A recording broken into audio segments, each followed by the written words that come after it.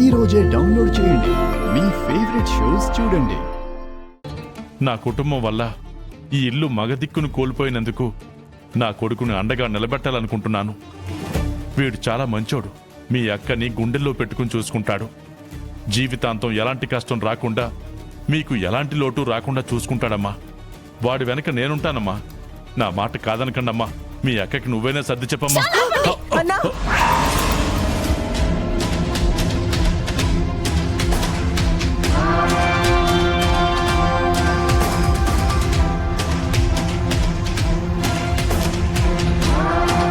ఎంత పొగరుండదే నీకో.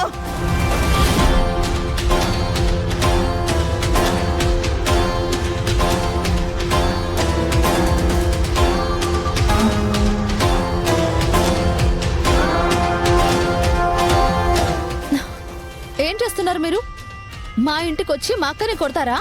మరి మా అన్నని అవమానిస్తుంటే చూస్తూ ఊరుకుంటాననుకుంటుండారా? మా అన్న రక్తం కళ్ళ చూసిన ఆ పొద్దే మీ అందరి అంతం చూడాల్సింది.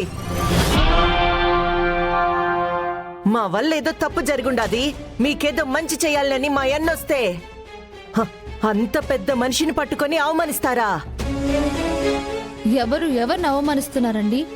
అసలు మాతో పని లేకుండా మీ పాటికి మీరే నిర్ణయాలు తీసుకోవడం, ఇలా ఇంటికొచ్చి ఇబ్బంది పెట్టడం పద్ధతేనా?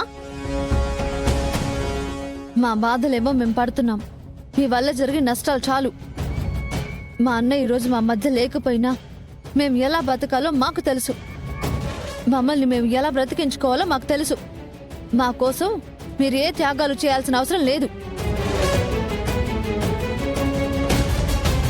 మాతో సంబంధాలు కలుపుకోవాల్సిన అవసరం అంతకన్నా లేదు. మమ్మల్ని ఇలా వదిలేయండి. దయచేసి ఇక్కడి నుంచి వెళ్ళిపోండి. ఇంకా ఏందన్నా వీళ్లతో మాట్లాడేది? పదన్న పోదమో. నీ ముందు కనీసం నిలబడ్డానికి కూడా పనికిరాని వాళ్ళు ఇన్నిన్ని మాట్లాడుతుంటే నిలబడి చూస్తావేందన్నా? పదన్న పోదమో. ఒక్క నిమిషం ఉండమ్మా.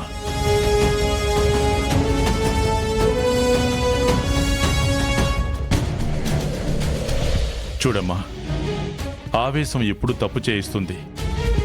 పిల్లలు కాబట్టి వాళ్ళు ఆవేశపడుతున్నారు. దానివల్ల నష్టం తప్ప లాభం ఉండదు. పెద్దవాళ్ళం.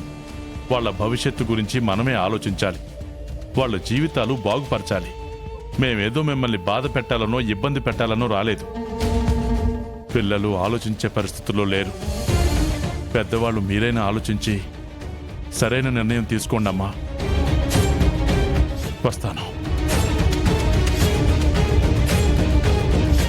ఇది చాలు. ఇక ఈ పెళ్లి జరగదని అర్థమైపోయింది. Yes, you are true.